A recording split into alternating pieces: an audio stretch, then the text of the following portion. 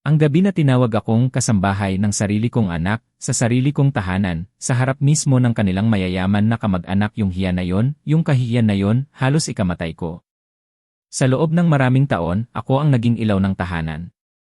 Ako ang nagbubuhat ng sariling bangko, nagbabayad ng lahat, mula sa pangkasal hanggang sa malalaking utang na pinamanahan nila. Pero para sa kanila, ako'y anino lang, nakakalimutan hanggang sa araw na nalaman kong hindi na pala ako kailangan. Umalis ako dala lang ang aking Porsche. Hindi nila alam, ang aking yumaong asawa ay nag-iwan sa akin ng isang malaking lihim na mana, 5 milyong piso, na nasa isang testamento na hindi nila kailanman nakita. Yung matandang lola na akala nila ay itatapon lang nila. Ngayon, siya na ang mangangaso. Gusto nila akong paalisin, patahimikin. Ngayon, hindi lang ang bahay ang babawiin ko. Babawiin ko ang aking dangal at bibigyan ko sila ng aral na tatatak sa kanilang mga apo. Kung naramdaman mo na rin na parang estranghero ka sa sarili mong tahanan, ay like at I share ang video na ito. At huwag kalimutang mag-comment sa ibaba, saan kayo nanonood. Tara, pakinggan natin ang inyong mga kwento. Ang lamig. Nakakapasok sa buto, ramdam ko habang binubuksan ko ang pinto ng aming sasakyan. Alas 7:30 pa lang ng umaga. Pero ramdam na ang bigat ng hamog sa hangin dito sa may entrance ng Mount Arayat National Park. May dala akong North Face fleece, akala mo naman kung saan ako pupunta na parang adventure. Meron ding mga hiking poles ko, at ang paborito kong thermal flask, puno ng mainit na kape. Tinitiyak ko na lahat ay kumpleto. Tinitiyak ko na handa ako. Hindi ko lang alam noon na ang pagiging handa ay wala palang kinalaman sa kung ano ang mangyayari. Tay, sigurado po ba kayong kaya nyo pa yung akyatin? Boses ni Miguel. Naririnig ko ang pagiging concerned sa kanyang tono. Parang tunay na anak na nag-aalala. Habang kinikilusan niya ang kanyang hiking boots, parang walang kabigatan ang tanong. Alam ko na ngayon. Ito na pala yung tinatawag nilang reconnaissance. Reconnaissance ng sarili niyang pamilya. Sabi ko sa kanya, Miguel, anak, ito kaya ang pang-11 beses na akyat ako dito. Ang tanging nagpapabagal lang naman sa akin, ay ang mama mo na kinukuhanan ng litrato ang bawat kabute na makikita niya. Nakarinig ako ng mahinang inaririnig ko po, Renato. Magaling. Boses ni Maria. Hindi man lang siya huminto sa paglalakad. Nasa unahan na siya, mga 20 hakbang ang layo. Ang cellphone niya, nakatutok na agad sa isang kulay kahel na kabute. Hindi siya humarap. Hindi niya kailangang humarap. Ang bawat salita ko ay parang hangin na lang sa kanya. O baka naman, nagbabakasakali lang siyang marinig ko ang kanyang pagsang-ayon. Isang maliit na pagkilala na hindi pa siya nawawalan ng pag-asa. Sa tabi ko naman, si Liza. Nakayakap sa braso ni Miguel. Parang yung mga nasa magazine. Yung tipong perpekto ang porma. Maganda. Comfortable. At nakaplano. Lahat nakaplano. Ang tindi ng pagkaplano nila. Parang isang magandang pelikula, pero sa likod ng screen, alam ko na may ibang script na umiikot. Bakit ka natatawa, Mama? Tanong ni Miguel kay Liza. Nakakatuwa lang kasi, sagot ni Liza, ang sipag niyo po talagang umakyat, si Renato. Nakaka-inspire. Ngumiti siya. Yung ngiti na alam mong hindi umaabot sa mata. Yung ngiting nang daling sa isip, hindi sa puso. Naglakad kami ng mga 2 milya. Walang masyadong pinag-uusapan. Kung meron man, mga simpleng bagay lang. Si Miguel, bumanggit ng promotion sa trabaho niya. Si Liza, nagtanong kay Mama tungkol sa kapatid niya sa Bacolod. Ako naman, panay ang reklamo sa aking tuhod. At lahat sila, parang sabay-sabay na nagkibit-balikat. Parang isang pamilyang sanay na gawin ang bagay na yon sa loob ng 6 na taon. Sanay na baliwalain ako. Parang normal. Dapat nga normal. Pero may bumabagabag sa akin. Isang maliit na tinik na hindi ko maalis-alis. Ang pagiging si perpekto nila. Ang pagiging masaya nila. Parang masyadong makintab. Masyadong bago. Ganyan ang tingin ko noon. Parang lahat ng bagay ay kaya kong kontrolin, kaya kong ayusin, kaya kong kalkulahin. Bilang isang civil engineer, 35 taon akong nagtrabaho para masigurong hindi babagsak ang mga istruktura ng iba. Mga tulay, mga gusali lahat may plano, may pagtantya. Ngayon, parang sarili kong buhay ang hindi ko matantya. Ang sarili kong buhay ang parang nagbabalak ng bumagsak. At ang unang mga senyales, palagi namang tahimik lang. Nagkukubli sa mga simpleng bagay. Sa isang umaga sa bundok. Sa isang ngiti.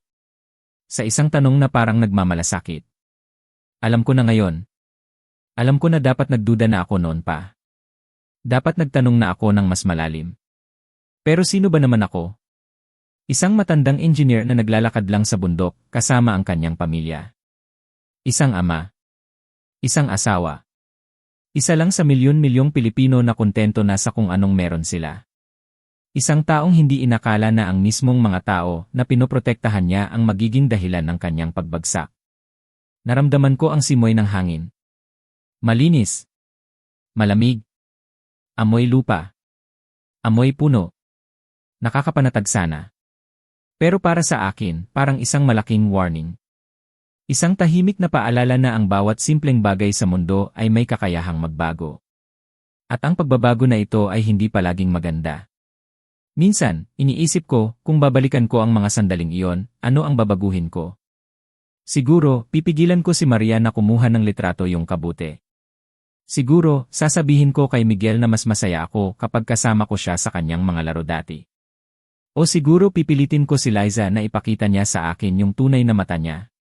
Pero alam ko, sa kaibuturan ng aking puso, na kahit anong gawin ko noon, hindi ko mapipigilan ang nakatakda. Minsan, ang kapalaran ay parang isang malakas na agos. Hindi mo mapipigilan. Ang magagawa mo lang ay maghintay kung saan ka dadalhin ito. At sa umagang iyon, habang kami ay paakyat pa lang sa Arayat, ang agos na iyon ay nagsisimula ng bumilis. At ako ay nasa kanyang landas. Naghihintay. Nang hindi ko alam, naghihintay para sa katapusan ng lahat ng akala kong normal. Habang palalim kami ng palalim sa kabubatan ng Arayat, ang hangin ay tila lalo pang lumalamig. Hindi lang dahil sa hamog. May kakaiba sa kapaligiran. May parang bigat na hindi ko maipaliwanag. Ang mga puno mas matatangkad na ngayon. Ang mga dahon mas makakapal. Ang bawat hakbang namin ay parang nagiging mas mabigat. Tay, ang layo na rin ng narating natin, sabi ni Miguel na naglalakad sa tabi ko ngayon. Ang tingin niya, parang hinahanap niya ang dulo ng daan. O baka naman, hinahanap niya kung kailan magsisimula ang tunay na plano. Anak.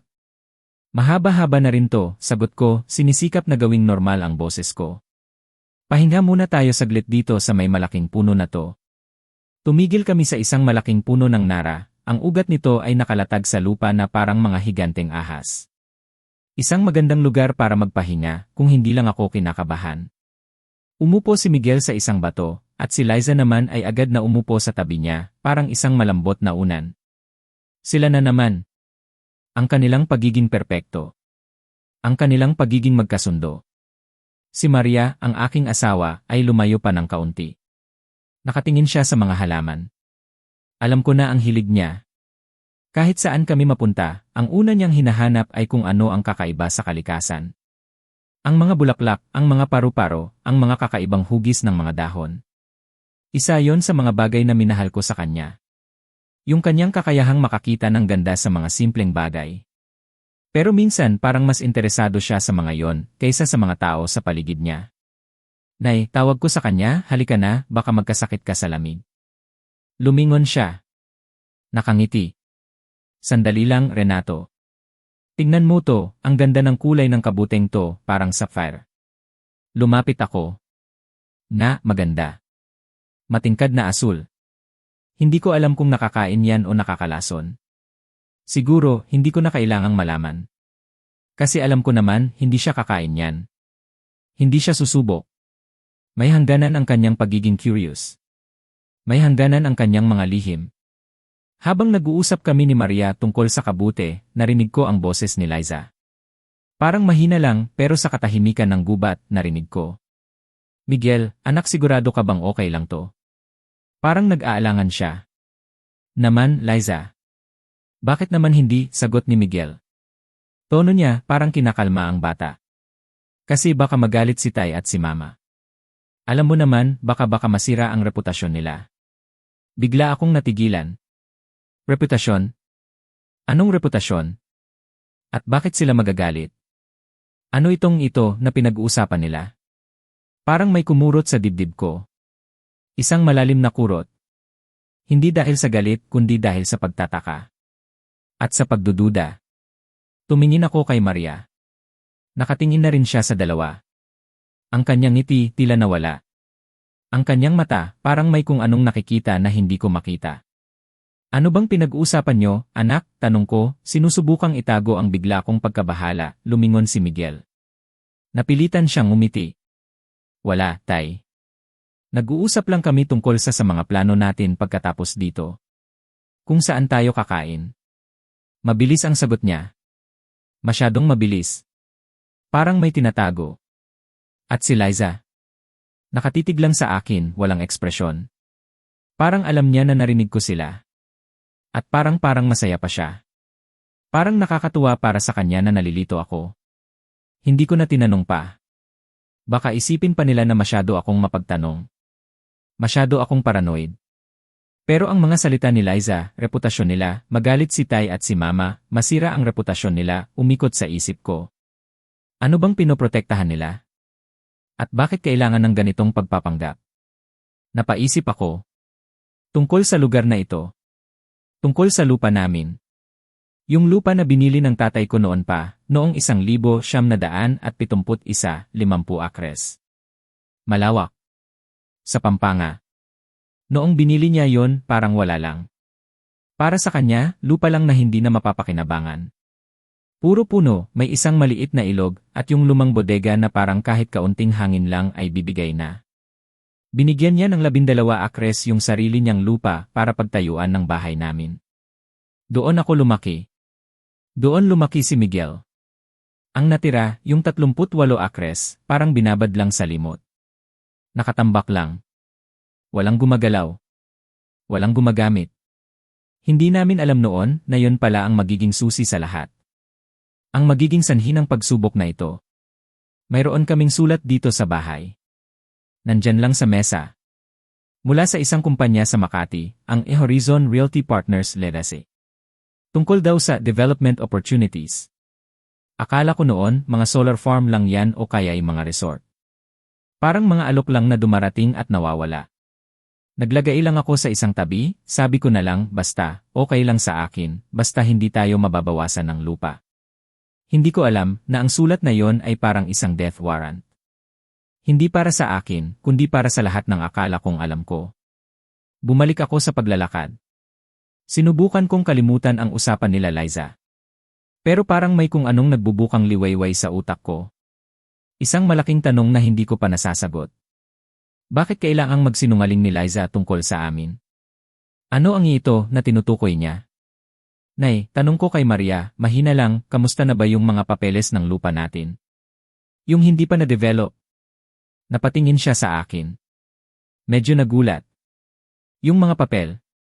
Nandyan lang sa filing cabinet. Bakit mo natanong? Wala naman. Naalala ko lang. Baka kasi may kung anong kailangan. Baka may magtanong. Sino naman ang magtatanong, Renato? Walang interes sa lupa natin yan. Sayang lang sa gasolina kung pupunta pa sila dito. Tumingin siya sa malayo. Parang may malalim siyang iniisip. O parang may malalim siyang tinatago. Yung mga mata niya parang malayo ang tingin. Parang nakakakita ng mga bagay na hindi ko nakikita. O hindi ko gustong makita. Habang naglalakad kami, parang unti-unting nagkakaroon ng hugis ang mga piraso ng palaisipan. Ang mga pagdududa ko. Ang mga kakaibang kilos ni Liza. Ang hindi pagbibigay pansin sa akin. Ang pagiging perpekto ng kanilang relasyon. Lahat ng iyon, parang mga pahiwatig na mas malalim pa sa akala ko ang nangyayari. Mas malalim pa kaysa sa isang simpleng paglalakad sa bundok. Ang lupa namin. Ang lupa na parang walang kwenta. Pero bakit parang lahat sila may kinalaman doon? Bakit parang ang lupa na yun ang susi sa lahat? Ang lupa na sa tingin ko ay akin na, at ni Maria baka hindi naman pala talaga sa amin. At ang tanong na iyon ang naging simula ng aking paggising. Ang simula ng pagkaalam na ang mga taong pinakamalapit sa akin ay maaaring ang mga taong pinakamatagal nang nagpapanggap. Habang papalapit kami sa junction, ang mga salita ni Liza ay paulit-ulit sa aking isipan. Reputasyon nila. Masira ang reputasyon nila. Ano bang reputasyon ang pinoprotektahan nila? At bakit parang ang paglalakad na ito ay hindi lang isang paglalakad? Ito na pala ang daan. Ang daan patungo sa isang bagay na hindi ko pa nakikita. Ang daan patungo sa bangin. Ang mga tahimik na pagdududa na yon. Ang mga mahihinang pahiwatig. Hindi ko alam noon, pero iyon na pala ang mga unang alon bago dumating ang malaking bagyo. Mga unang patak ng ulan bago ang malakas na buhos. At ako, nakatayo lang doon. Hindi alam na ang bawat hakbang namin ay papalayo sa kung ano ang alam ko, at papalapit sa kung ano ang kinatatakutan ko. Ang akala kong normal na umaga sa bundok ay unti-unting nagiging isang bangungot na unti-unting nabubuo. Tuloy lang kami sa paglalakad.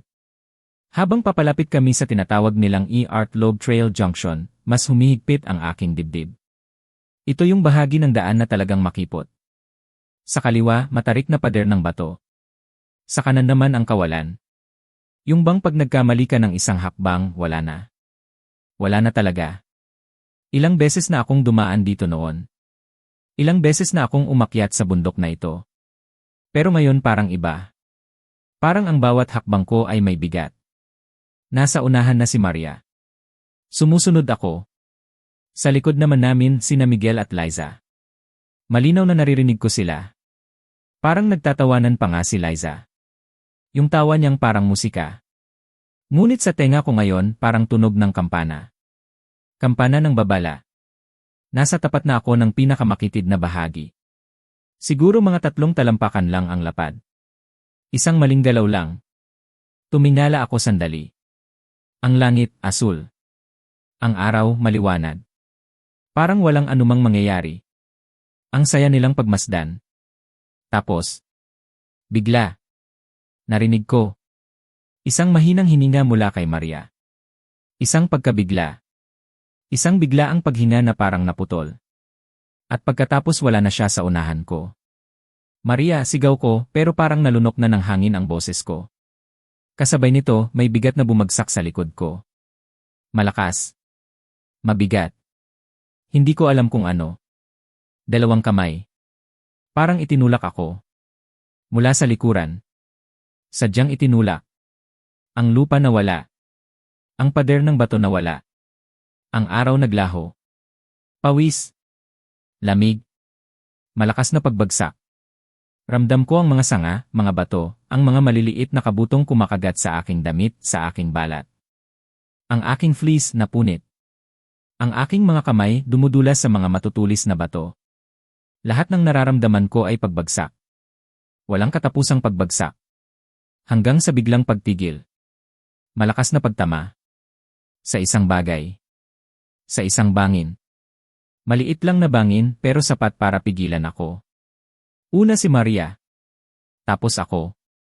Ang aking balikat bumagsak sa isang malaking bato. Huminto ang pagdulas ko, siguro 2 talampakan na lang ang layo mula sa isa pang mas malalim na pagbagsak. Katahimikan. Isang mabigat na katahimikan.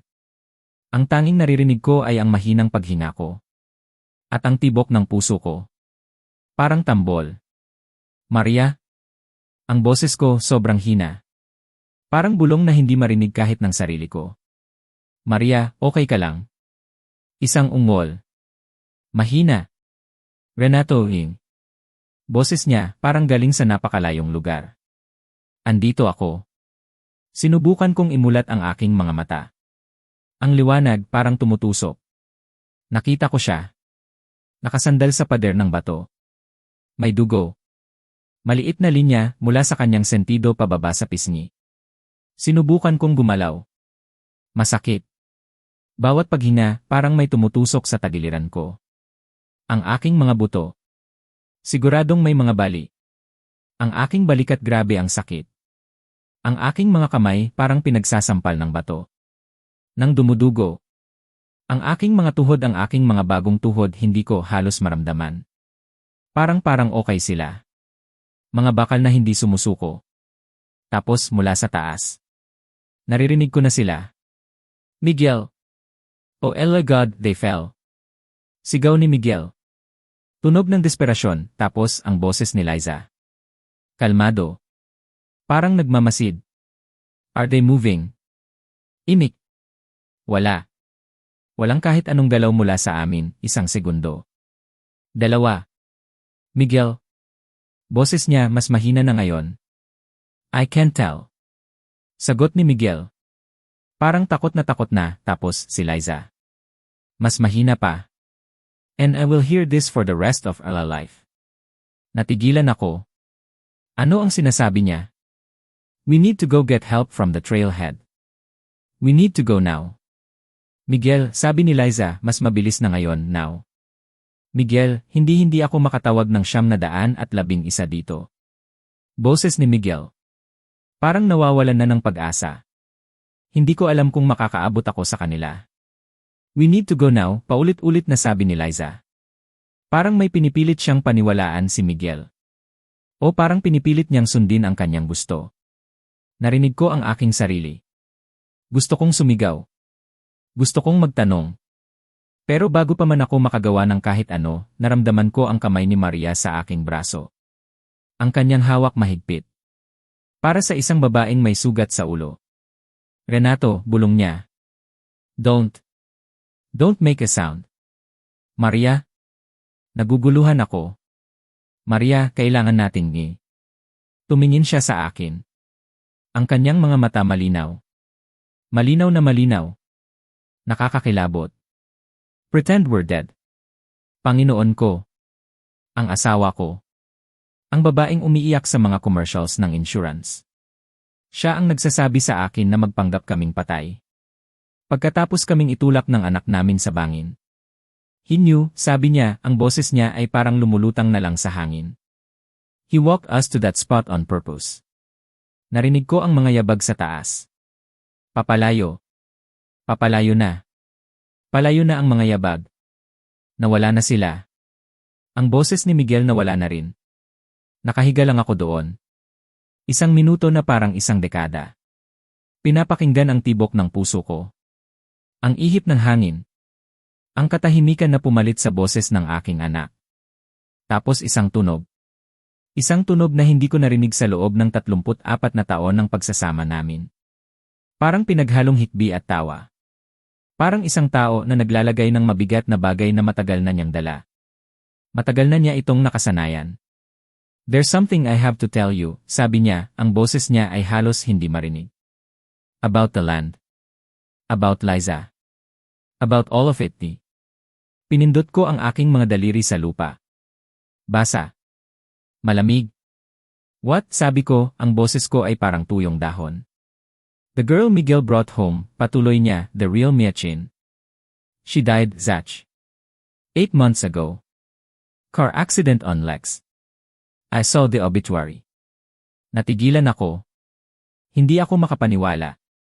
Narinig ko ang isang mahinang pagtawa mula sa kanya. Hindi tawa ng saya. Tawa ng pagkasira. 3 weeks later, sabi niya, Miguel brought her home for Sunday dinner like nothing had happened. Nabulunan ako. Hindi ako makahinga. The woman in our house is not Maya. Sabi niya, ang boses niya ay nagsisimula ng manginig. I don't know her real name. I don't know who sent her, but I know what they want. Nagsara ang kanyang mga mata. Because I'm the one who buried it. Buried what? Tanong ko, ang boses ko ay tumataas na. Maria, what did you bury on our land? Tiningnan niya ako. Pagod. Parang relieved.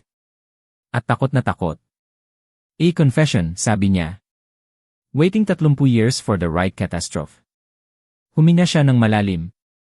At sa wakas sinabi niya ang salita. A deed, sabi niya. A letter. Proof that your father didn't actually own that land when he bought it and proof of who did. Nasa itaas. Sa kung saan man sila nagpunta. Isang babae na hindi pala si Liza Chin kasama ang aking anak. Hindi ko alam noon pero na-file na niya ang mga papeles para ilipat ang titulo ng lupa. Mayroon kaming 72 oras. Tiningnan ko ang aking asawa. Ang babaeng nagtatago ng lihim. Ang babaeng nagbabasa ng mga libro. Ang babaeng ngayon ay nagsasabi sa akin na mayroong pandaraya sa lupa namin. At sinabi ko ang tanging bagay na reasonable. You couldn't have mentioned this before the hike. Ngumiti siya. Isang napakaliit na ngiti. Help me up, sabi niya. At ang kanyang boses, kahit mahina, ay may determinasyon. We've got a mountain to climb.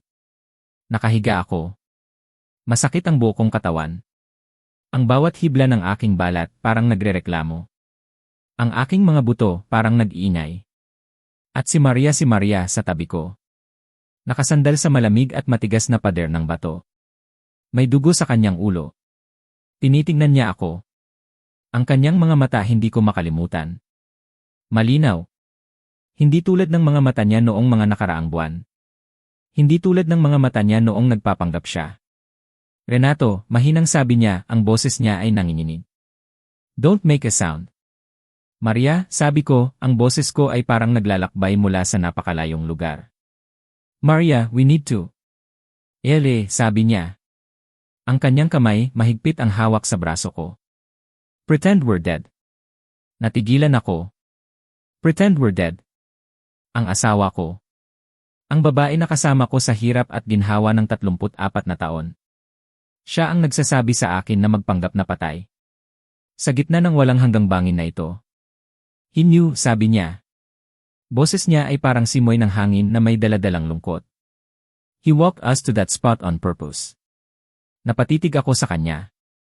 Ang aking anak. Si Miguel. Pinatakbo niya kami dito. Dinala niya kami sa bangin na ito. Bakit?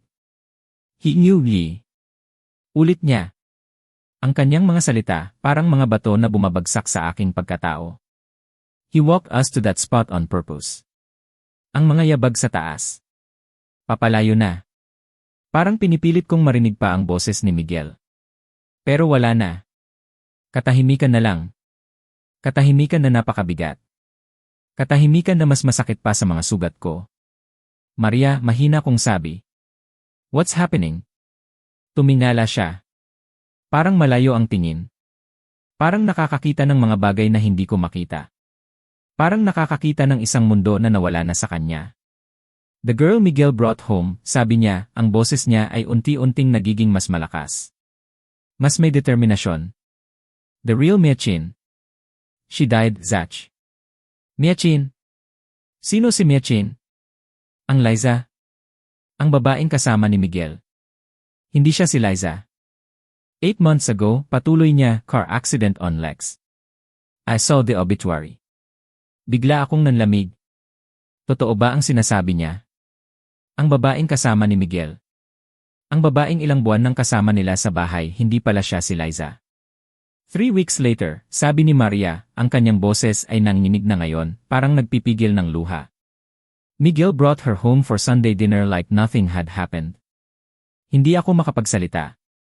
Hindi ko alam kung anong sasabihin ko. Ang babaeng kasama namin sa hapagkainan. Ang babaeng nakikipagkwentuhan kay Maria. Hindi pala siya ang inaakala namin. The woman in our house is not Mia, sabi niya, ang kanyang mga mata ay nakatingin sa akin ngayon. Malinaw. Nakakakilabot. I don't know her real name. I don't know who sent her, but I know what they want. Nagsara ang kanyang mga mata. Parang napakalaking bigat ang bumagsak sa kanyang balikat. Because I'm the one who buried it. Buried what? Tanong ko, ang boses ko ay tumataas na. Maria, what did you bury on our land? Bumuntong hininga siya. Ang paghina niya ay parang napakabigat. A confession, sabi niya. Waiting 30 years for the right catastrophe. Isang pag-amin? Isang pag-amin na 30 taon na niyang tinatago. Did, sabi niya. Ang boses niya ay malinaw na ngayon. Tunog ng determinasyon. A letter. Proof that your father didn't actually own that land when he bought it and proof of who did. Napatulala ako. Ang lupa. Ang lupa na binili ng tatay ko. Ang lupa na walang halaga. Ang lupa na hindi na binibisita. May kinalaman pala ito sa isang pag-amin. Isang pag-amin na 30 taon na niyang tinatago. Parang may nabuksan na pinto sa aking isipan. Mga alaala. Mga tanong. Ang pagiging tahimik ni Maria noon tungkol sa lupa. Ang pagiging ayaw niyang pag-usapan ito. Ang pag-iwas niya sa mga usaping tungkol sa pagpapaunlad ng lupain. Lahat pala may dahilan. So, sabi ko, ang boses ko ay nagsisimula ng magkaroon ng kagat. So, you knew about this. All along.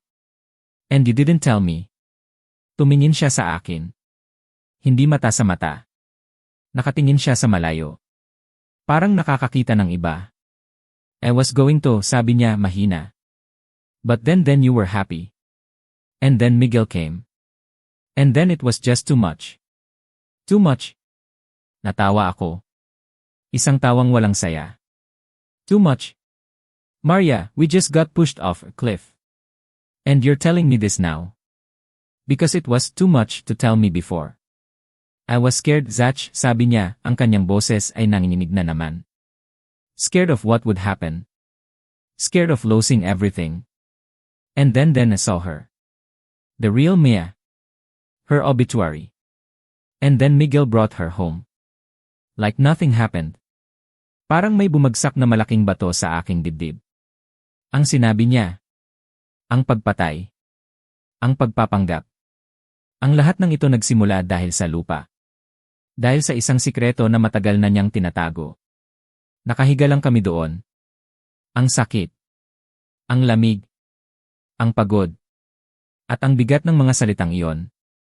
Ang bigat ng mga lihim. So, sabi ko, ang boses ko ay mas malumanay na ngayon, parang pagod na sa lahat. So, the girl upstairs, she's not my no. Malinaw na sagot niya, and Miguel he knew. Hindi na ito tanong. Pahayag na, yes. Ang tibok ng puso ko bumilis ulit. Pero hindi dahil sa takot. Dahil sa galit. Dahil sa pagtataksil. Ang anak ko. Ang aking anak na lalaki. Kasabwat. Kasabwat sa isang bagay na hindi ko maintindihan. He walked us to that spot on purpose. Ang mga salita ni Maria paulit-ulit na bumabalik sa aking isipan. Hindi aksidente. Sadyang ginawa. Narinig ko ang mga yabag sa taas. Papalayo. Parang pinipilit kong makita ang mukha ni Miguel. Ang mukha ng anak ko. Ang mukha ng taong nandaya sa sarili niyang magulang. We have 30 years of secrets, sabi ni Maria, ang kanyang boses ay parang napakalayo na. And 72 hours to fix it. 72 hours. 3 araw. Sa gitna ng kagubatan. May mga bali. May mga sugat. At may mga lihim na mas malalim pa sa bangin na ito. Tiningnan ko ang aking asawa. Ang kanyang mukha maputla. Ang kanyang mga mata puno ng takot. Pero sa ilalim ng lahat ng iyon may nakikita akong kakaiba. Isang uri ng lakas. Isang uri ng pagtanggap. You buried it, sabi ko.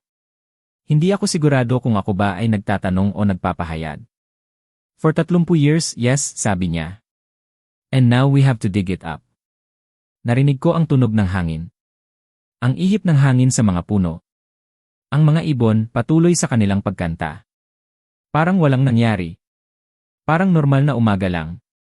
Pero hindi na. Hindi na ito normal. Ang lupa. Ang sikreto. Ang aking anak. Ang aking asawa. Ang lahat ng ito nagsimula sa isang maliit na kabute na kinuhanan ni Maria ng litrato. At sa isang sulat mula sa Makati. We have 30 years of secrets, sabi niya ulit. Mga salitang hindi ko malilimutan. Mga salitang magbabago sa lahat. And 72 hours to fix it. Tumango ako. Hindi ako nagsasalita. Wala na akong masabi. Ang tanging alam ko ay kailangan naming tumayo. Kailangan naming umakyat. Kailangan naming mabuhay. Kailangan naming umakyat. Mula sa bangin na ito. Mula sa mga kasinungalingan. Mula sa pagtataksil. Kailangan naming umakyat. At kailangan naming hanapin ang katotohanan. Ang katotohanan na nakabaon na ng napakatagal. Ang hirap. Ang hirap umakyat. Ang bawat galaw parang 10-10 ang sakit na dulot. Ang aking mga buto parang gustong sumuko na. Ang aking mga kamay dumudugo pa. Si Maria naman, nahihirapan din ang kanyang ulo, may benda. Ang kanyang paa, mukhang namamaga. Hindi kami makalakad ng maayos. Hindi kami makahakbang ng malakas. Kaya mo pa, Maria? Tanong ko, ang boses ko ay halos hindi ko na marinig. Ang paghina ko, mabigat. Kaya pa, Renato, sagot niya, kahit na alam kong nagsisinungaling siya. Pero ganoon siya. Hindi siya sumusuko. Kahit sa mga ganitong sitwasyon. Kahit na alam niyang masakit. Gamit ang aking mga hiking poles, sinubukan kong umalalay sa kanya. Bawat pag-akyat, mahirap. Bawat paghakbang, parang isang laban. Ang mga bato, malalaki. Ang mga lupa, malalambot. Minsan, parang gusto mo na lang umupo. Gusto mo na lang sumuko. Pero alam ko, hindi kami pwedeng sumuko. Hindi pa ngayon. Habang hirap kaming umaakyat, doon ko palang naramdaman ang totoong bigat ng kanyang mga salita. Ang 30 years of secrets. Ang 72 hours to fix it. Maria, sabi ko, habang humihinga kami ng malalim. Yung sinabi mo kanina tungkol sa lupa. Ano talaga ang nangyari? Huminga siya ng malalim. Parang nag-ipon ng lakas. It started a long time ago, sabi niya. Mahina pero malinaw. Remember my friend, Elena Reyes? Elena Reyes? Tita Elena. Nakilala ko siya noong bata pa ako. Siya yung tita ni Miguel, yung kapatid ni Maria. Naalala ko siya. Mabait. Malumanay. Siya yung laging may daladalang pagkain pag bumibisita sa amin. Sabi ko. Naalala ko siya. Mabait siyang tao. Sabi ni Maria, ang kanyang boses ay tila nagkakaroon ng lamig. Napakabait. Sobrang bait. Kaya lang nangyari ang isang bagay. Noong 1971, yung tatay mo nakabili ng 50 akres dito sa Pampanga. Alam ko yon, sagot ko. Binili niya yon, sabi niya, mura lang. Walang kwentang lupa daw. Mura nga, sabi ni Maria. Pero hindi sa kanya lahat. Natigilan ako. Hindi sa kanya lahat? Paano? Yung lupa na binili ng tatay mo, paliwanag niya, ang boses niya ay parang nagkukwento ng isang napakalungkot na nobela, ay 50 akres.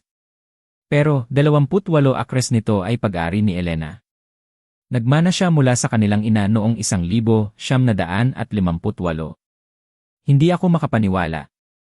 Paanong napunta sa tatay ko yung lupa ni Elena? Doon ang problema, Renato, sabi niya. Yung kapatid ni Elena, si Gregorio Reyes, siya yung nagbenta. Siya yung nagbenta ng lahat. Pero ang parte ni Elena pinanggap niyang kanya rin. Ang tatay mo hindi niya alam, siguro.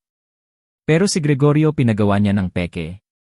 Yung pirma ni Elena sa mga papeles. Yung pirma niya pinaglaruan niya. Nagulat ako. Peking pirma. Ang tatay ko. Hindi ko alam. Hindi ko inakala. Akala ko basta binili lang niya. At ikaw, sabi ko, paano mo nalaman? Si Elena mismo ang nagsabi sa akin, sabi niya. Ang boses niya ay parang nagkakaroon ng galit na nakatago. Noong 1974. Tumanda na siya. Nasa isang nursing home na siya sa San Fernando. 71 years old noon. 23 years na siyang lumalaban. Gusto niyang iparating sa lahat na niloko siya. Pero wala siyang pera. Wala siyang abogado. Wala na siyang ibang kamag-anak na malapit. Wala nang iba kundi ako. Tiningnan niya ako. Ang kanyang mga mata parang puno ng sakit. Ibinigay niya sa akin lahat, Renato. Yung original na deed. At isang sulat mula sa abogado ng kanyang pamilya na nagpapatunay na sa kanya talaga ang lupa. Sabi niya, Maria, sabi niya, I trust you. You are a librarian. You know how to keep things safe. Tumingin siya sa aking mga kamay. At ikaw ang lalaking nagtatago ng mga libro. Ang lalaking nagtatago ng mga sikreto. Nagtago ka. At hindi mo sinabi sa akin. Pinigilan ko ang aking sarili. Pinilit kong huwag magsalita ng kahit ano. Ang sakit. Ang pagkabigla. Ang lahat ng ito napakalaki. Ruth died 4 months later, sabi niya, ang kanyang boses ay bumaba ulit. No lawsuit. No one making a claim. I was pregnant with Derek. I put everything in waterproof box under the equipment shed floor and told myself I'd figure it out later. Napatitig ako sa kanya. Si Derek. Ang anak namin. Ang sikreto. Ang lupa. Lahat pala konektado. Then Horizon sent that letter, patuloy niya. Then Derek started asking strange questions about the survey records. And then she came back from Clark with a different haircut. And I realized. Different haircut? Tanong ko. Parang hindi ko maintindihan. The real Mia had a scar below her left ear, sabi niya, ang kanyang mga mata ay parang nakakakita ng alaala. Skateboarding accident, she told me at Thanksgiving. Lot about it, she touched her own jaw. The woman who came back didn't have it. Napatingin ako sa aking mga kamay. Ang mga dumudugong kamay. Ang mga kamay na nagtatrabaho para mabuhay. Para protektahan ang pamilya. Pero parang ngayon, ang mga kamay na ito ang kailangan kong gamitin para tumayo. Para umakyat. Para mabuhay. How long have you known? Tanong ko. Ang boses ko ay parang naubusan na ng lakas. 7 months, sabi niya. 7 months. Halos masigaw ko. 7 months. You sat at Sunday dinners for 7 months.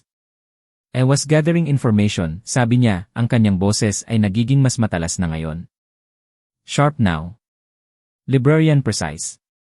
If I'd panicked, they'd have moved faster. I needed to know who sent her.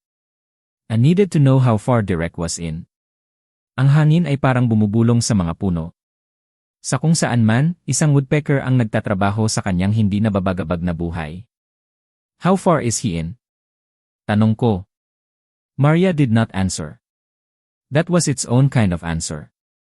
Getting her up 40 of loose terrain, bad ankle, no cracked ribs, a belt, and a length of paracord, will never hike without again took 47 minutes, and a level of profanity that disturbed the local wildlife.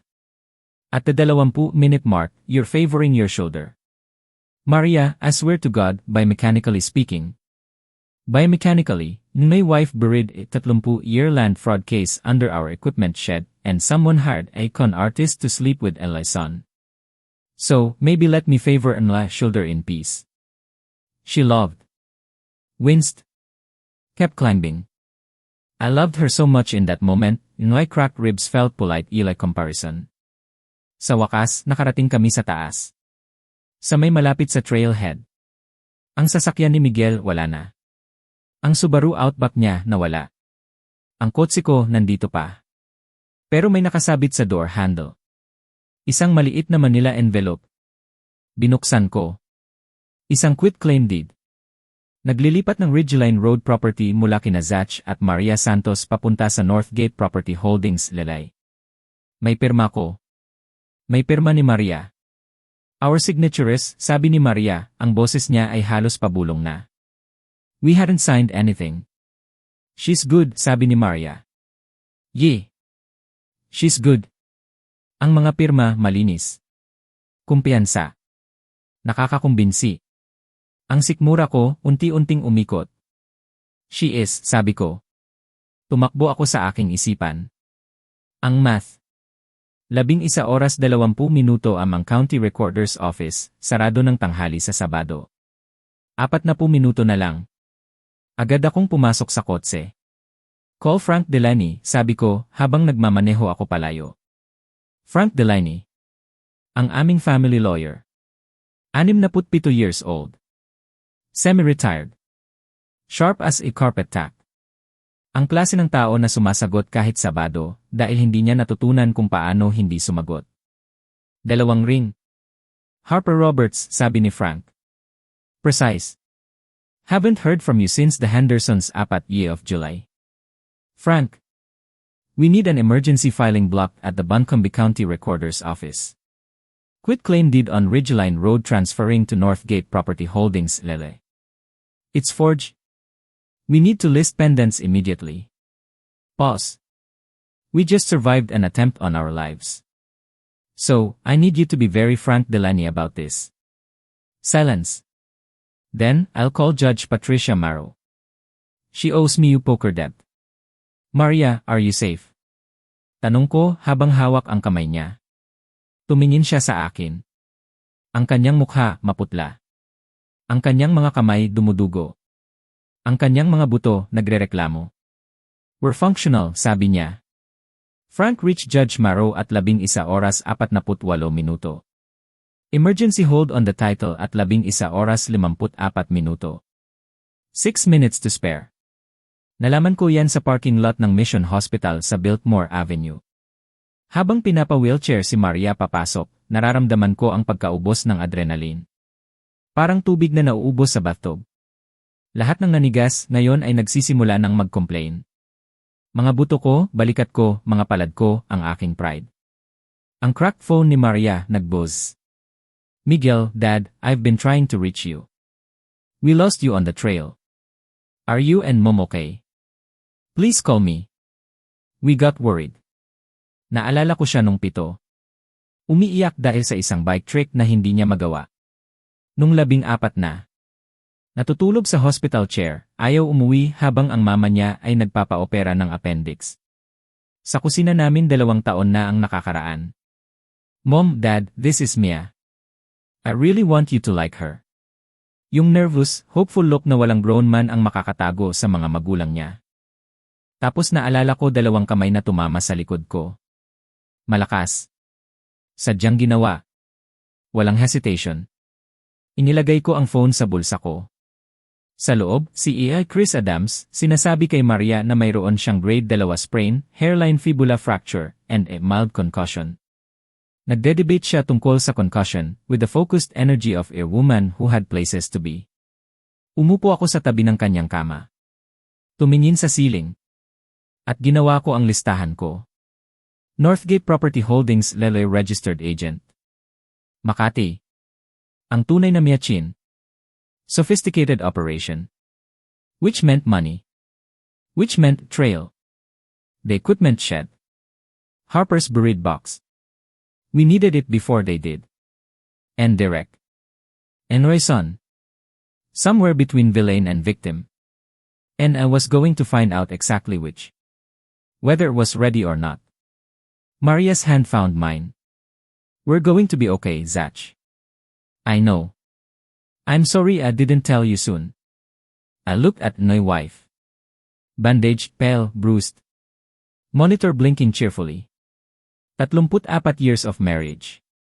And 30 years of secrets in her eyes. We're going to talk about that, I said, at length. I know. But first, we're going to burn Northgate Property Holdings Lele to the ground. Maria Santos. Retired librarian. Concussed. Fractured fibula. 7 months of solo counterintelligence under her belt. Squeezed my hand. That's my husband, she said. I didn't know it yet, but the name on the Northgate Lele registration was going to change everything I thought I knew about Ali. My father bought that land in 1,971. And it was going to make the cliff feel like a warm-up. Nasa ospital na kami. Si Maria, kahit na may mga bali at sugat, ay kinakausap ang doktor. Si E.C. Carlos Adams. Nagdedebate pa nga siya tungkol sa kanyang concussion. Para siyang hindi napapagod. Ako naman, nakaupo lang sa tabi ng kanyang kama. Nakatingin sa kisam. Iniisip ang listahan ng mga dapat kong gawin. Northgate Property Holdings Lele. Yung pangalan na yon tumatak sa isip ko. Kailangan kong malaman kung sino ang nasa likod nito. Kailangan kong malaman kung sino ang nagmamay-ari nito. Ang tunay na miyachin. Ang boses ni Maria nagsasabi na patay na siya. At ang lugar na ito ang Pampanga. Naalala ko ang kotse ni Miguel. Nawala. Ang kotse ko nandito pa sa parking lot. Pero may nakasabit sa door handle. Isang Manila envelope. Binuksan ko. Quitclaim deed. Ang lupa namin yung Ridgeline Road property ay ililipat na sa Northgate Property Holdings LLC. May pirma ko. May pirma ni Maria. Pero hindi kami pumirma doon. Sigurado ako. Hindi namin pinirmahan yon. She's good, sabi ni Maria, ang boses niya ay mahina pero may halong pagkamangha. She's really good. Magaling? Magaling. Napakagaling para gawin ang lahat ng ito. Napakagaling para manloko. Napakagaling para gawin ang lahat ng ito nang hindi kami pinaghihinalaan agad. Naalala ko ang oras. 11:20 ng umaga. Ang opisina ng Recorder's Office sarado na ng tanghali tuwing Sabado. May 40 minuto pa. I need to go, sabi ko kay Maria. Kailangan kong tawagin si Atty. David Reyes. Si Attorney David Reyes. Ang aming family lawyer. 67 years old. Semi-retired. Matalas ang isip. Alam niya kung paano gumalaw. Alam niya kung paano humawak ng mga kaso, lalo na yung mga importante. Ang klase ng abogado na sumasagot kahit Sabado kasi sanay na siya. Hindi na niya kailangan pang magtanong kung bakit. Tinawagan ko siya. 2 ring lang. Maria Santos, sabi ni Attorney David. Alam niya agad ang boses ni Maria. Hindi niya alam na ako ang nakasagot. Haven't heard from you since the Hendersons 4 of July. Sabi niya, eksakto. Attorney David, sabi ni Maria, we need an emergency filing block at the Pampanga Provincial Recorder's Office. Quitclaim deed on Ridgeline Road transferring to Northgate Property Holdings, Lele. It's forged. We need to list pendants immediately. Narinig ko ang pagtigil ng kanyang paghinga sa kabilang linya. Isang mahabang pause. We just survived an attempt on our lives, sabi ko. So, I need you to be very frank, Delaney, about this. Katahimikan na naman. Tapos, I'll call Judge Elena Reyes. She owes me you poker debt. Swerte kami. Ang abogado namin may kakilala sa tamang tao. Ang judge may utang na loob. Kailangan namin ng lahat ng tulong na makukuha namin. Maria, are you safe? Tanong ko habang hawak ang kamay niya. Tumingin siya sa akin. Ang mukha niya maputla. Ang kanyang mga kamay dumudugo. Ang kanyang mga buto, alam kong masakit. Pero nakangiti siya. Isang maliit na ngiti. We're functional, sabi niya. Narinig ko ang pag-click ng telepono. Naka-end call na si Attorney David. Pagkatapos mga ilang minuto pa. Naririnig ko ang ingay sa background. Parang nasa labas siya. Renato, sabi ni Attorney David, ang boses niya parang nagmamadali na. I reached Judge Elena Reyes at 11:48 minuto. Emergency hold on the title at 11:54 minuto. 6 minutes to spare. 6 na minuto. 6 na minuto lang. Nakahina ako ng maluwag. Nakahina ng malalim. Naramdaman ko ang pagod. Ang pagkawala ng lakas. Ang lahat ng adrenaline biglang naglaho. Parang tubig na naubos sa baha. Nalaman ko ang lahat ng yan sa parking lot ng Mission Hospital. Habang pinapa-wheelchair si Maria papasok. Habang nararamdaman ko ang paghina ng aking katawan. Ang lahat ng nanigas, lahat ng nasakit, lahat ng naramdaman kong lakas biglang naging sakit. Ang cracked phone ni Maria nag-buzz. May text message. Galing kay Miguel. Miguel, Dad, I've been trying to reach you. We lost you on the trail. Are you and Mom okay? Please call me. We got worried. Nagbura ang lahat ng galit ko. Ang lahat ng pagtataka. Ang lahat ng takot. Nakita ko ulit yung batang lalaki. Yung anak ko. Yung batang umiiyak dahil sa bike trick. Yung batang natutulog sa hospital chair habang nagpapa-opera ang mama niya. Mom, Dad, this is Mia. I really want you to like her. Yung tingin na puno ng pag-asa. Yung tingin na hindi kayang itago ng kahit sinong lalaki sa mga magulang niya. Tapos naalala ko ulit. Yung 2 kamay sa likod ko. Yung pagtulak. Yung pagbagsak. Yung pagkawala ng aking anak. Inilagay ko ang phone sa bulsa ko. Hindi ko na sinagot. Hindi ko na kayang sagutin. Sa loob ng kwarto, si Carlos Adams kausap si Maria. May grade 2 sprain. Hairline fibula fracture. Mild concussion. Nagde-debate pa siya tungkol sa concussion. Parang hindi siya napapagod. Umupo ako sa tabi niya. Tumingin sa kisame. At ginawa ko ang listahan ko. Northgate Property Holdings, Lele. Registered Agent. Makati. Ang tunay na miyachin. Sophisticated operation. Which meant money. Which meant trail. The equipment shed. Harper's buried box. Kailangan namin yun. Kailangan namin yun bago pa nila makuha. And direct. And Royson. Somewhere between villain and victim. At ngayon kailangan kong malaman kung alin siya. Kahit na hindi ako handa. Maria's hand found mine. She squeezed it. We're going to be okay, Zach. I know, sabi ko. I'm sorry I didn't tell you soon. Tiningnan ko ang aking asawa. Nakabalot ng mga benda. Maputla. May mga pasa. Yung monitor masayang kumukurap. 34 years of marriage. At 30 years of secrets sa kanyang mga mata. We're going to talk about that, I said, at length. I know. But first, sabi niya, ang boses niya ay puno ng determinasyon. We're going to burn Northgate Property Holdings Lele to the ground. Maria Santos. Retired librarian. Concussed. Fractured fibula. 7 months of solo counterintelligence under her belt.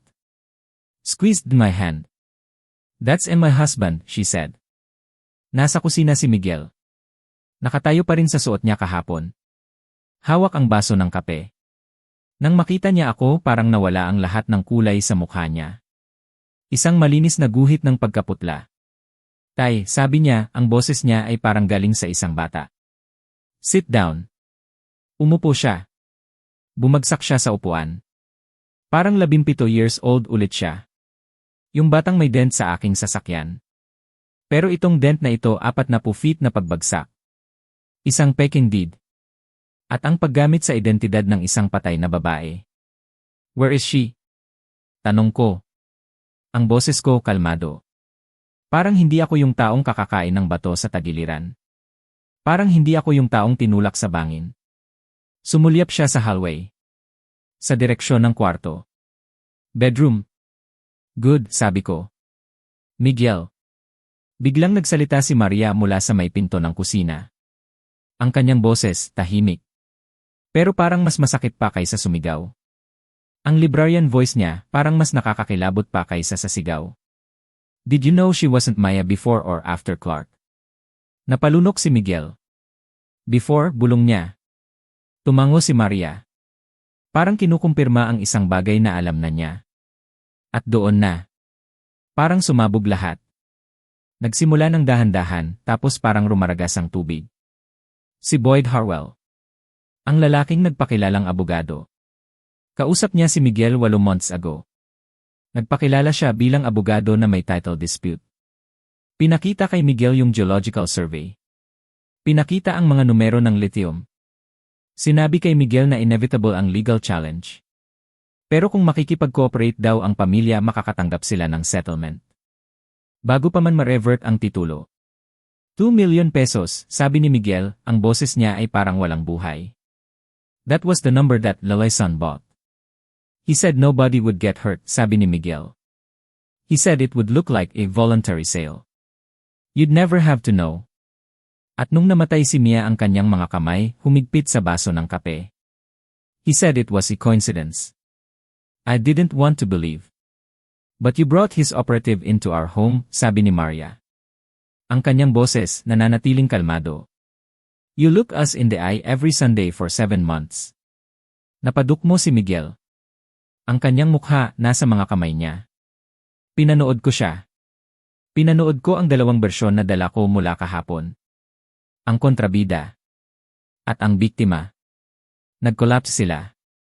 Naging isang komplikado. Isang nakakalungkot na katotohanan. Hindi siya mastermind. Hindi rin siya inosente. Isang 31-year-old man na naging sakim, takot, minanipula, at mahina. Sa kombinasyong iyon, hindi ka nagiging masama. Pero hindi rin ibig sabihin na forgiven ka na. Hindi na yon. What's her real name? Tanong ko. Harwell called her Cassie, sabi ni Miguel, ang boses niya ay halos hindi marinig. I don't know her last name. Stay in this kitchen, sabi ko. Don't touch your phone. Tumingin ako sa aking anak. Talagang tumingin ako sa kanya. We're not finished. But right now, I have bigger problems. Lumakad ako sa hallway. Hindi ako kumatok. Nandoon siya. Gising na. Nakabihis na. Boots na suot. Kinakalkula na ang bawat sandali simula noong narinig niya ang pinto sa harap. Mabilis. Kailangan kong kilalanin yon. Mabilis siya. Ang mukha niya nag-ayos. Shock relief. Ang unang tingin ko. Zach. Oh my God, you're alive. Put the phone down, Cassie. Biglang nawala ang relief. Parang isang switch. Isang segundo naroon pa. Ang kasunod wala na. Isang maskara. Tapos wala na. Isang professional neutral. Nagkumpirma ng lahat ng kailangan kong malaman tungkol sa kung gaano siya kadelikado. Here's what's happening, sabi ko, habang nakasandal sa doorframe ng kwarto. Ang boses ko, conversational. Kasi hindi ako nagsakripisyo ng 40-foot cliff para lang mawala ng composure sa sarili kong kwarto. Detective Ray Kowalski from the Buncombe County Sheriff's Office is 40 minutes away. He already has the forged deed. The level documentation connecting Harwell to Crestline. And a formal assault report from Black Balsam Knob. Tilted in my head. Harwell's Charlotte office was served with an emergency injunction at 7 oras this morning.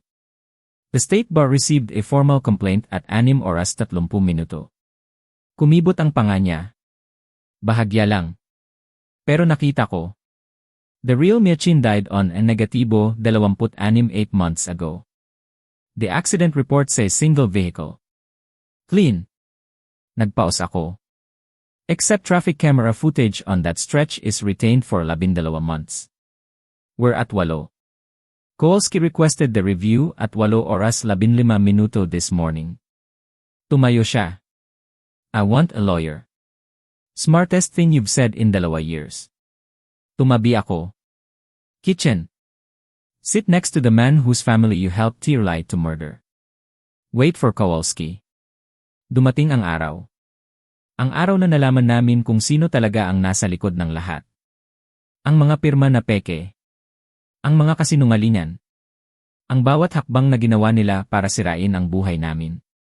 Ang araw ng pagtutuos. Si Boyd Harwell. Narinig ko ang pangalan niya sa balita. Inaresto siya noong Lunes ng hapon. Conspiracy to commit fraud. Forgery. Filing false instruments. At nung lumabas ang resulta ng traffic review ng INSI, yung pintura ng pangalawang sasakyan sa kotse ni Miachin. Conspiracy in Vehicular Homicide Investigation. Ang mabilis na pagbagsak ng isang malaking pundasyon. Ang pagguho ng isang nilalang na ang tanging layunin ay manakit. Manlamang. Mangagaw. Ang mabilis na pagbagsak ng kanyang malaking plano. Ang kanyang milyon-milyong dolyar na pangarap na gumuho. Naging abo. Naging wala. Ang lithium deposit na pinaghirapan niyang pagkalkulahin, pagplanuhan, at pagkatrabahuhan ang halaga niya pala ay mas malapit sa $80 million. Halos doble ng unang tansya. Halos doble ng alam niya noon. Pero sa huli wala rin siyang nakuha. Wala talaga.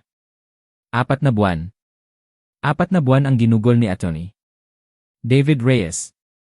Naghihimay. Nag-aaral. Nagpaplano. Mula sa mga dokumentong binigay ni Maria. Yung mga dokumentong tinago niya sa ilalim ng lupa. Yung deed ni Elena Reyes. Yung pirma ni Gregorio Reyes na peke. 30 taon ng pag-iingat. 30 taon ng pagtitiwala sa katotohanan. Na ang katotohanan ay mapagpasensya. Ang katotohanan ay darating din. Ang mineral rights sa diwa, ang buong kayamanan na yon ay pag-aari ng estate ni Elena. Si Elena, namatay na walang heirs. At si Atty. David, nakahanap ng isang paraan. Isang paraan na kakaiba. Isang paraan na napunta sa isang law journal. Sa pamamagitan nito, ang pamilya Santos, bilang mga dokumentadong custodians na naglabas ng pandaraya, ay nabigyan ng kompensasyon. Opisyal na kompensasyon. Hindi ko sasabihin ang eksaktong numero. Walang kwenta na rin yun ngayon. Ang mahalaga ay ang 8 numero. 8 numero na sigurado akong mas malaki pa sa inaasahan namin. Mas malaki pa sa inaasahan ng lahat. Si Maria. Umiyak siya nung sinabi ni Atty. David sa amin ang numero. Umiyak siya. Ako? Hindi ako umiyak. Umupo lang ako sa kusina. Sa bintana. Nakatingin sa equipment shed. Iniisip ko yung 71-year-old woman sa nursing home sa San Fernando. Yung nagbigay ng waterproof box sa isang 31-year-old librarian. Kasi wala na siyang ibang mapagkakatiwalaan. Iniisip ko kung paano dumating ang katarungan. Kung paano ang mga mekanismo ng hustisya ay dahan-dahang gumagalaw. Ang tahimik na paggalaw na parang hindi mo napapansin. Hanggang sa bigla dumating na. Dumating na para sa'yo. Para sa amin. Si Cassie. Ang totoong pangalan niya, Lauren Voss. Isang dating paralegal mula sa Greensboro. Convicted fraudster noong 2019.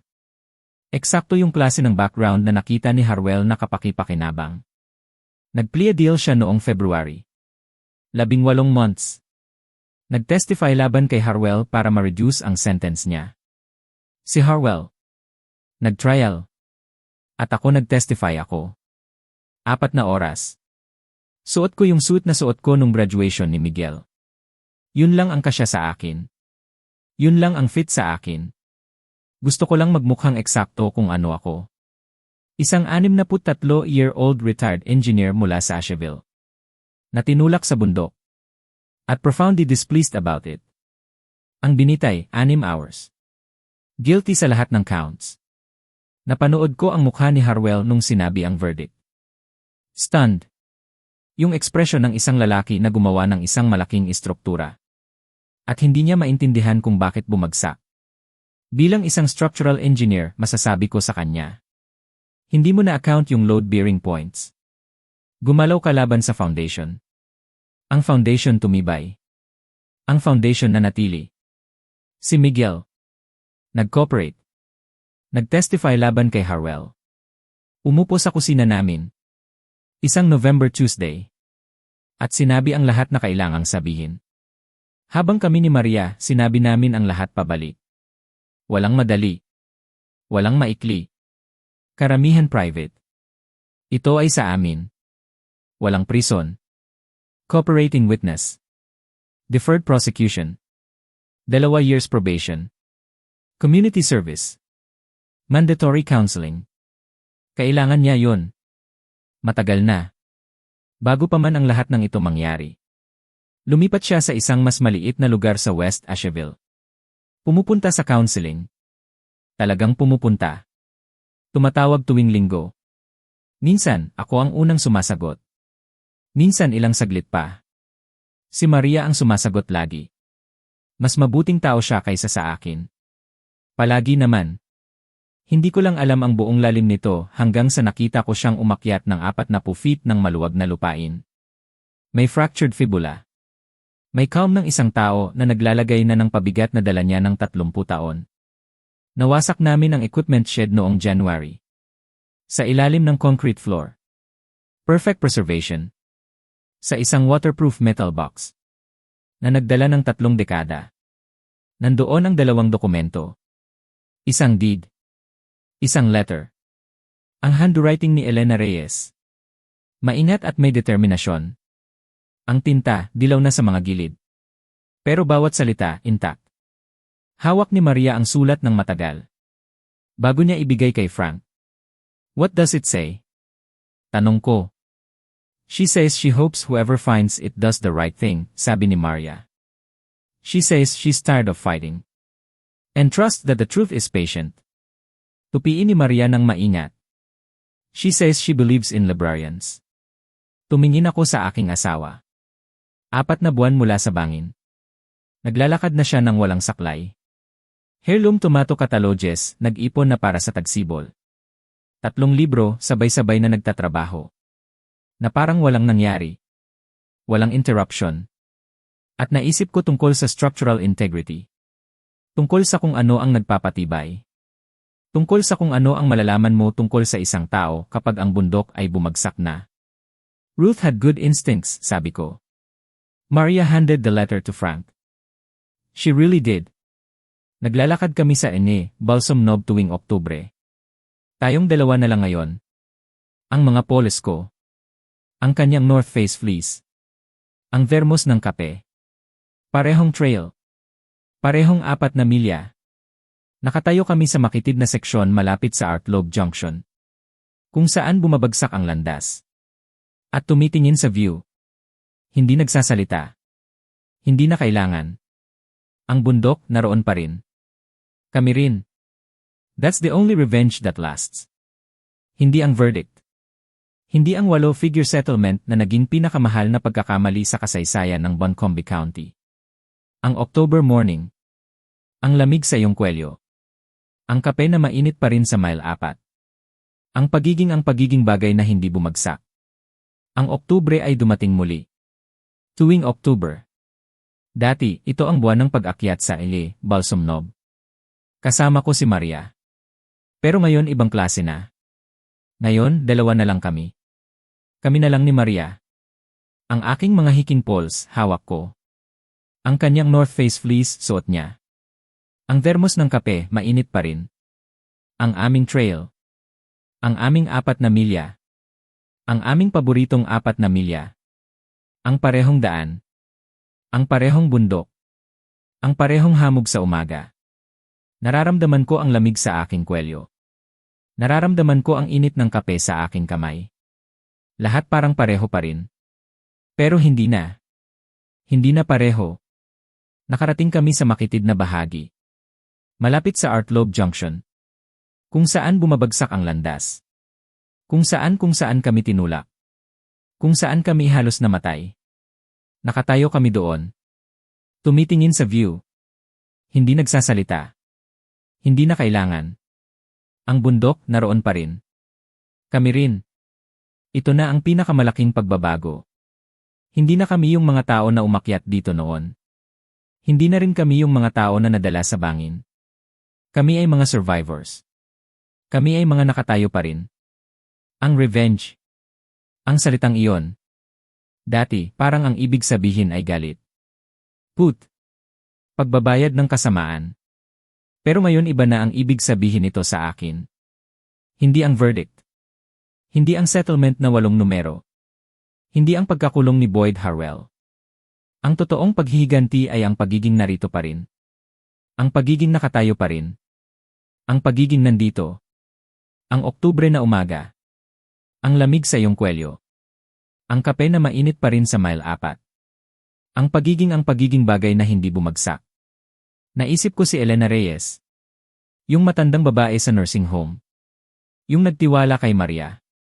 Yung nagtiwala sa katotohanan. Ang sulat niya hawak ni Atty. David. Hinawakan niya ito ng matagal. What does it say? Tanong ko kay Maria noon.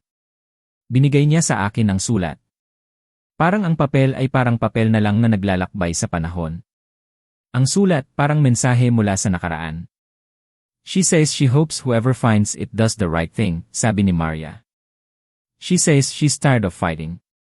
And trust that the truth is patient. Ang katotohanan. Patience. Ang paghihintay. Kung minsan, ang pinakamalaking lakas ng isang tao ay ang kanyang pasensya. Ang kanyang kakayahang maniwala na darating ang tamang oras. She says she believes in librarians, dagdag ni Maria. Umiti ako. Ang mga librarian. Ang mga tao na nag-iingat ng mga kwento. Ang mga tao na nag-iingat ng mga katotohanan. Si Maria isa siyang librarian. At nag-ingat siya ng isang sikreto na nakapagligtas sa amin. Tiningnan ko ang aking asawa. 4 na buwan mula noong bumagsak kami. Naglalakad na siya ng walang saklay. Ang kanyang mga heirloom tomato catalogs nag-ipon na para sa tagsibol. 3 libro sabay-sabay na iniipon. Na parang walang nangyari. Walang interruption. At naisip ko ang structural integrity. Yung pundasyon. Yung mga bagay na nagpapatibay. Yung mga bagay na hindi bumibigay kahit gaano pa kalakas ang bagyo. At kung ano ang malalaman mo tungkol sa isang tao kapag ang bundok ay bumagsak na. Ruth had good instincts, sabi ko pagkatapos ng mahabang katahimikan. Maria handed the letter to Frank. She really did. Nakita ko ang pagtulak ni Maria ng stroller. Hindi para sa kanya. Para sa mga bata. Para sa bagong henerasyon. Ang mga kamay na dati ay puno ng dugo ngayon ay puno ng pag-asa.